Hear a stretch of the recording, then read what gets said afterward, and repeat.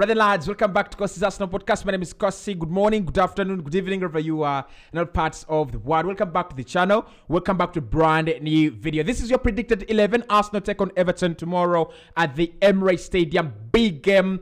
Big game. We're going to be diving into each and every change that I think Mikel Arteta should make and the key players in that game. Of course, we know the tactics that Sean Dyche is going to use. That's the good thing. He's going to try to double up on Saka, double up on Martinelli, double up on Leandro Trossard, get Martin Odegaard out of the game. So how do we get around this team? How do we get the better of Everton? Should we use physicality? Should we use mobility?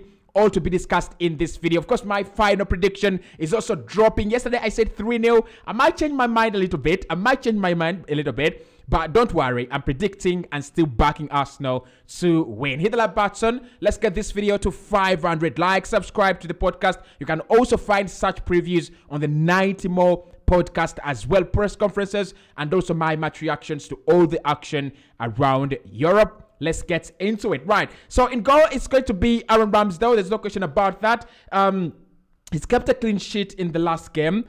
I think in a very, very long time, he will be happy with that performance, Aaron Ramsdale, especially with all the players in front of him and around him. He's going to be very, very happy. Now, in this game, Ramsdale is going to be absolutely key. We talk about key players already. We talk about key players in games. Ramsdale is going to be a key player because you look at Sean Dyche and how he sets up. He wants you to, he's going to invite us. He's going to, tell us to bring on the pressure. They will soak the pressure and they'll try to release Demarai Gray and Dwight McNeil. So there will be moments when we play a high line. I really suspect that we'll play a high line. And there will be moments where we get exposed, just like it happened against Aston Villa, just like it happened against against Leicester City. We do get exposed because we play that kind of high line when we are in possession. So Ramsdale has the responsibility to make sure that not every shot that comes goalways goes into the back of the net. Because in this game, it might be an easy one, an easy fixture, but the moment you go a goal down, it's harder. It means Everton will have a reason to defend more. It will mean that Everton will have something to defend. We can't afford that. We can't allow that. So Ramsdale is going to be a key player. I will trust him to make those fantastic saves when he's called upon. I know Demarai Gray has the ability to shoot outside the penalty area. He's got the ability to shoot from inside as well. But then you've got to think about players like Neil Maupay, who will be trying to test him, and Dwight McNeil as well. Of course, the likes of Andre Onana will be getting a couple of chances. I hope Arsenal can trust our goalkeeper in Aaron Ramsdale for that. Now, right back, I think Ben White played very well in the last game. I want your thoughts. I want your opinions. Should Ben White be playing over Tomiyasu? In my opinion, the last game, Ben White played very well. I don't know what people think about Benjamin White, but at right back, I will still back him to play at right back. I will start him over Tomiyasu. I'm going to find that. Just trying to get his name right here. Right. So, I put him as centre back. I want him at right back. So right back, Benjamin White. And this is a game where I think Ben is going to have a very different responsibility and role as compared to the Aston Villa game, the Man United game, and the Manchester City game. This is a game that will require him to be a little bit high up the field because they're going to be playing negative. They will need to soak up the pressure. So Ben is going to be one of those players on the right-hand side that help us break them down. Literally making those overlapping runs over Saka so that he can distract some of the attention on Saka. Maybe crossing in the ball even on a couple of times as we try to break down Everton. But again, this is a game where he's going to need to be very alert. Now, what happened against Aston Villa in the second goal situation, that cannot happen. You can't allow the ball to be passed inside of you like that and you don't track back quickly. I think that goal was courtesy of Benjamin White and of course a few other mistakes that we committed. But this is a game where Ben is going to be a key player. And I've not said key player for Ben White in a very long time, but he's going to be key. Absolutely, his presence is going to be key. I would play him all day, every day over Tomiyasu. The reason is he's got that extra bit of possession He's okay with dribbling, okay, comfortable in position, and he's more like a guy who understands Mikel Arteta's system better than Tomiyasu. So I'll play him at right back, but I pray he doesn't disappoint me. All right, left back. Let's get to the left back position. Is it Zinchenko or Kerentiane? Now, this is a game that's going to be totally dominated by Arsenal. And for us to dominate this game, you need Alexander Zinchenko. Now, we played very well at the King Power Stadium. I loved it. I really, really did. The way Alexander Zinchenko was coming into midfield, making things happen on the left-hand side, and also assisting Odegaard and Saka on the right-hand side. He's phenomenal, isn't he? Absolutely, purely, phenomenal. So, in this one, the same role he did against Everton. Keep on being in the midfield. They're going to play They played a midfield of 5, and we played a midfield of 4 with Zinchenko in there. So Ben White, and that's why I think Ben is very, very key in this game. Ben has to be has to be a part of our midfield to make it 5 midfielders. And then Alexander Zinchenko will have those extra bits of, I think, room to pass the ball into, and also pockets of space to, to cause a lot of problems for Everton. So Zinchenko, Ben White, fullbacks at centre back. I think this is pretty much straightforward. We've always gone with the same centre back pairing. Have we changed this campaign? Have we changed the centre back pairing? I don't remember changing the centre-back pairing. It has always been Gabriel. Look, one of the best centre-backs right now in Europe. He's come at right centre-back. It's okay. But, of course, he plays on the left-hand side. That's basic. And William Saliba. Now, I think, look, just interchange them. William on the right, Gabriel on the left. So, what I want to say here is their relationship, their communication, and how agile they will be is going to be very, very key. It's going to be very key because we're gonna be we're gonna be up against players that run with top speed. Gray has top speed. Onana has top speed and a lot of resilience, so you can't just put him down. And then of course, Dwight McNeil.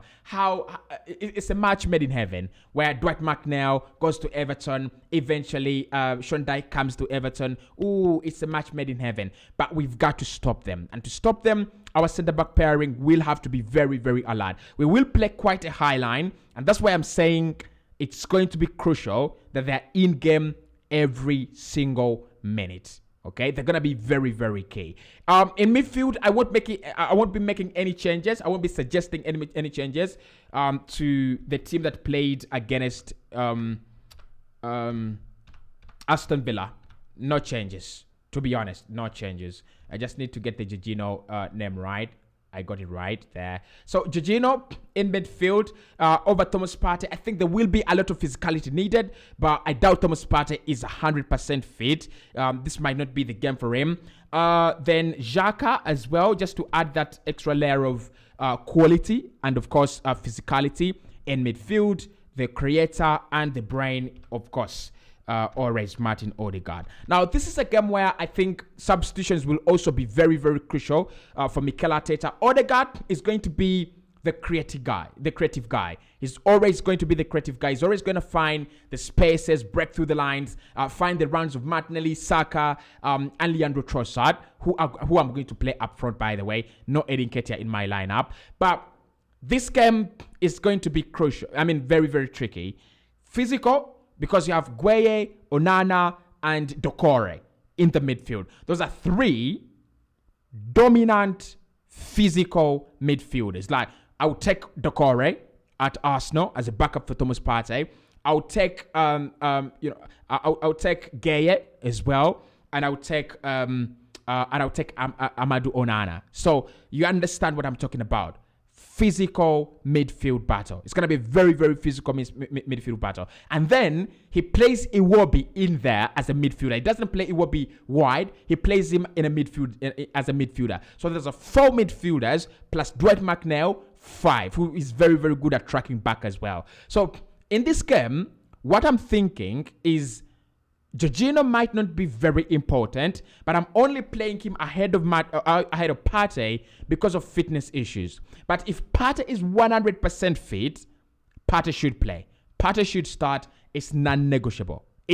There is no debate about it. Partey should start this game. Otherwise, they might overpower us in terms of physicality and covering ground and running. Okay, so they will close those channels. They will block those channels. You need players that have the pace. You need players that have the power to open them up a little bit. And that's why I think Xhaka also is best suited for this game because of physicality. But when it comes to the 70th minute, 80th minute, when Arsenal need that extra layer of quality to penetrate, we need someone to penetrate. We need someone to, cause that extra damage to their defensive ligament.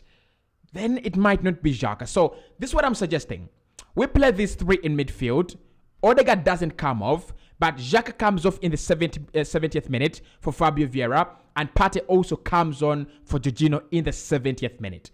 That means if we are a goal up or 2 goals up, we have chances to create more goals, but then also we have chances to control the game a little bit, better. I hope I make sense. I hope I really, really do. Right, so let's get to the front three. This is where the question is. Would you love the same front three, Martinelli, Trossard, Saka, or should Eddie Nketiah come back in this team? In my opinion, I think Eddie needs to be rested for this game. He should come back against Bournemouth. This is my reason. So on the left-hand side, it's I want to see Trossard on the left.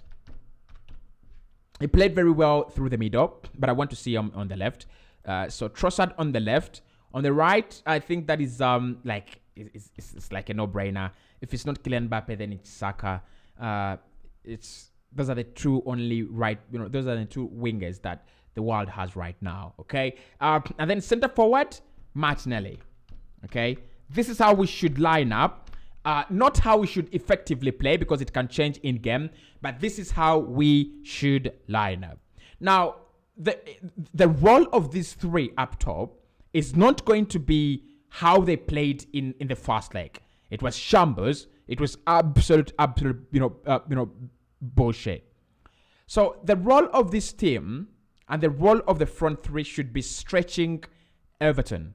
It should be stretching their back line. That is what we ought to do, and that is what we should be doing. Not actually trying to beat their players 1v1. I hope that makes sense. Look, in the first game, Martinelli was trying to beat players 1v1, trying to beat Seamus Coleman 1v1, and Saka was also trying to beat whoever was playing. I think it was Mykolenko 1v1.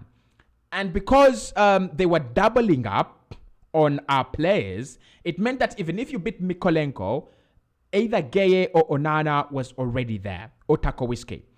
If you beat Seamus Coleman on the right-hand side and you Gabriel Martinelli, it means there is already a covering Dwight McNeil and a covering Conor Cody. All right? So the role of these three and why they are very crucial for us in this game, they might not even score. And that's why I'm saying my prediction is going to change.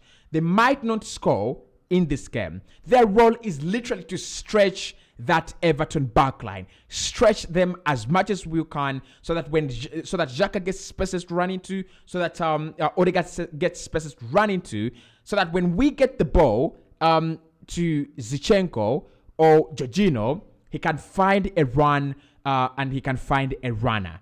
That is what we want to do, and that is why I think Trossard, Martinelli, and Saka are going to be very key. The third thing is the unpredictability. We cannot have Saka on the left alone, or on the right alone, Trossard on the left alone, and then Martinelli down through the middle alone. It's going to be so predictable. What we want to do is we want to have Saka on the left for 10 minutes, on the right for 10 minutes, and down through the middle for 10 minutes.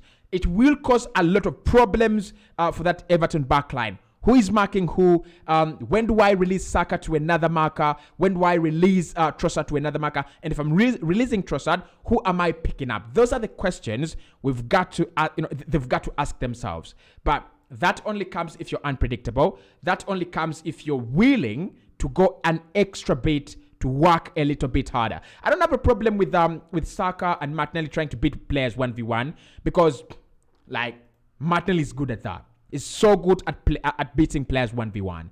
Saka, genius. as well, and also floating those balls into the penalty area. Saka is one of the best players at doing that.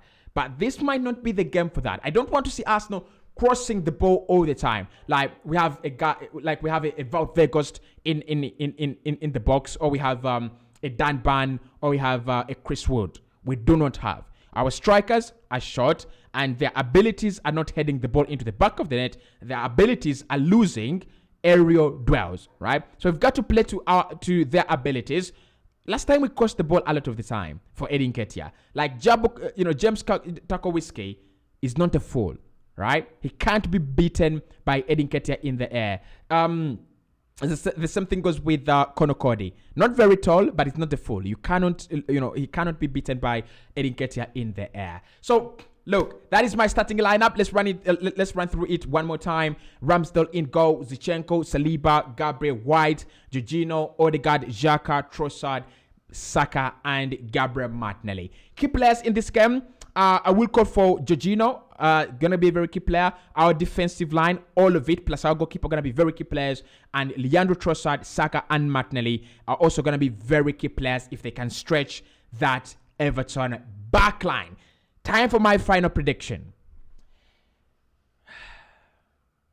I don't think any of the three up top will score. Like they're gonna be under a lot of scrutiny, okay, and a lot of tight marking.